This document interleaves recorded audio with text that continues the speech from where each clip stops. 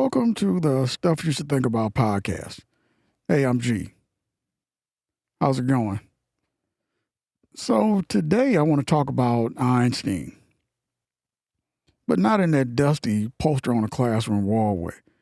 Not the whole, look at this magical super brain thing. I guess the way I feel, people say Einstein and immediately jump to equations scribbled all over a board. And that's not really the most interesting part to me. What grabs me is that he often started with pictures in his mind. Not pictures like, a museum painting, more like little moving scenes, tiny mental movies. He'd imagine something simple, almost weirdly simple, and then just stay with it long enough for it to become a real problem. A classic example is the one about chasing a beam of light. And I love this because it sounds almost childish at first, in a good way. Like the kind of question somebody asks before they've been trained not to ask it. He basically wondered what it would be like if I could run alongside a beam of light. If I kept up with it, what would I see? Now, that doesn't sound like the opening line to a revolution in physics. It sounds like daydreaming. But that's kind of the point.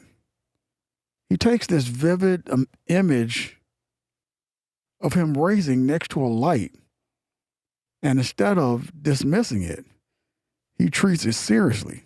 He asks, okay, if that picture were true, what would the rules of the world have to be?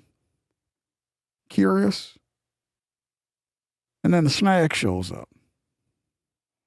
The image doesn't sit comfortably with the existing rules. So now the scene isn't just a fantasy, it's a test. It's exposing some hidden tension in how people think the universe works. That's the part I keep coming back to. Einstein seemed really good at spotting the hidden rule inside an ordinary seeming scenario.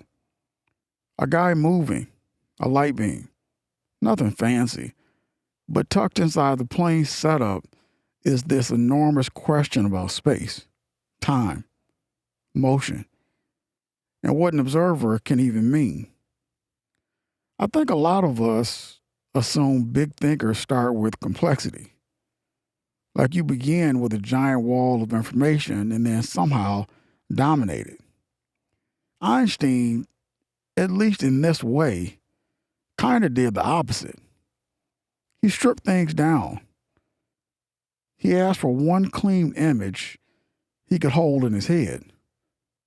Then he worried it, turned it around, looked at it from the side, sat with the discomfort when the picture and the accepted rules didn't match. And honestly, that feels more human to me, more usable.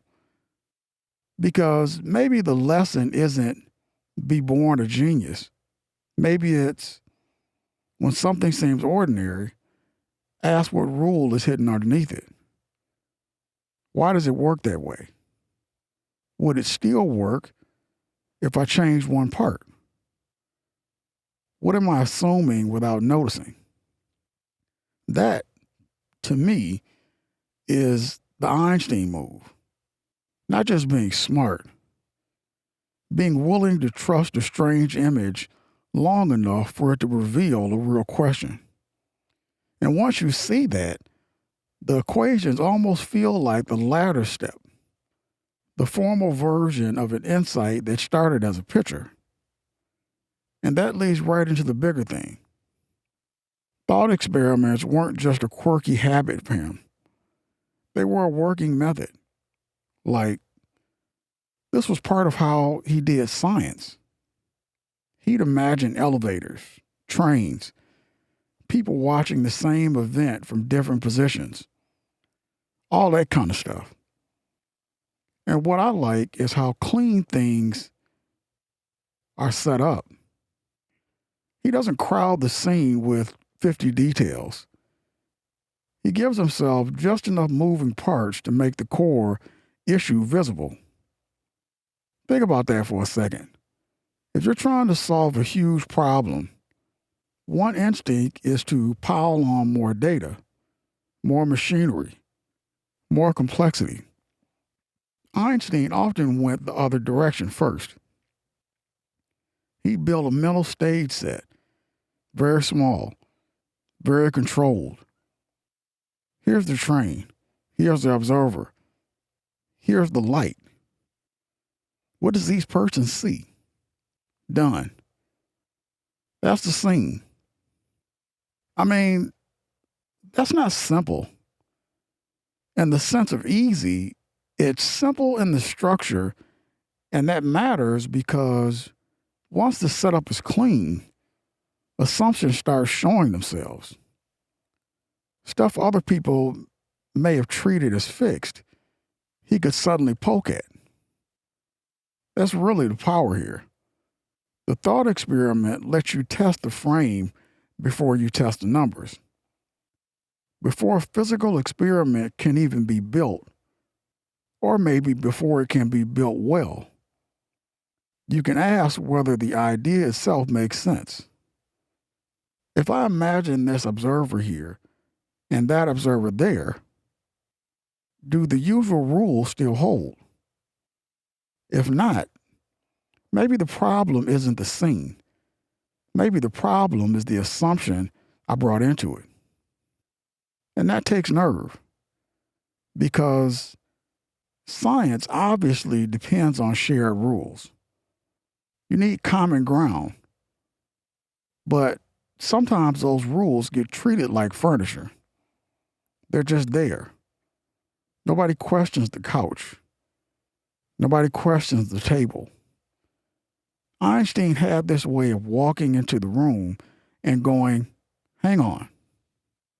Why is this couch there at all? The elevator examples people talk about, the train examples, the different observers, those weren't random, cute illustrations added after the fact. They were tools for thinking. He was simplifying giant questions into scenes you could almost storyboard. That's probably why they still stick in people's minds. You can see them, and I love that because it makes advanced ideas feel less like secret code and more like disciplined imagination, not fantasy for fantasy's sake. More like, can I build a fair little mental test? Can I remove the clutter? Can I keep only the pieces that matter? Where was I going with this? Oh, right. The method. The method is picture it clearly, reduce it hard, then ask rude questions of the things everybody else left unquestioned. That's such a useful habit. Honestly, way beyond physics. If a problem feels impossibly huge, maybe don't attack the whole thing at once. Build the smallest scene that still contains the mystery. Now, the part I really don't want to lose is this. None of this means Einstein was doing magic.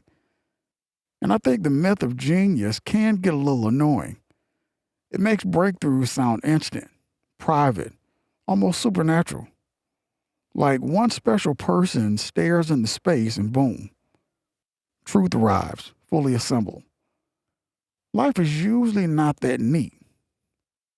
From what we're focusing on here, a lot of its power came from patience, slow reflection, persistence, a willingness to sit with confusion longer than most people want to. That's huge. Because confusion feels bad. It just does.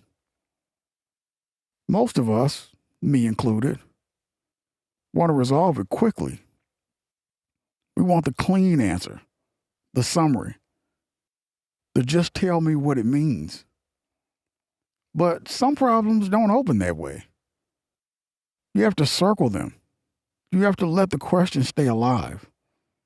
Einstein seems to have been unusually willing to do that, to keep turning over a puzzle without demanding immediate closure. And that doesn't make him less impressive. To me, it makes him more impressive because patience is practice. It's not a lightning strike. Same with independence. He questioned assumptions other scientists treated as settled. Yes, but independence doesn't mean isolation. That's important. His work wasn't just brain wiring. It wasn't just one guy alone with destiny. There was also conversation, criticism, intellectual community, people pushing back, challenging ideas, helping sharpen them. That's how serious thinking works a lot of the time. Even if the insight begins in solitude, it gets tested in contact with other minds. I guess the way I feel, the genius myth can accidentally discourage people. It says, if you don't immediately sparkle, you don't bother. If your thinking is slow, if you need time, if you get stuck, if you need to talk things through, then maybe you're not that kind of thinker. I just don't buy that. Einstein's example, at least the useful version of it, points the other way. It says curiosity matters, imagination matters, stubborn focus matters. Being willing to ask a simple question and not let go of it, that matters. And being corrected matters too. Having your ideas pressed on from the outside and then going back in and refining them. All that kind of stuff. So, if there's a real lesson here, maybe it's not admire the genius from a distance. Maybe it's build the picture, simplify the problem, stay with the confusion, let other people challenge you, then keep doing what you were doing anyway. That's the stuff I like, not the myth, the method, the patience behind it. Anyway, that's today's episode of The Stuff You Should Think About. I hope your day went the way you wanted it to go, and I'll catch you next time with some more things worth turning over in your mind.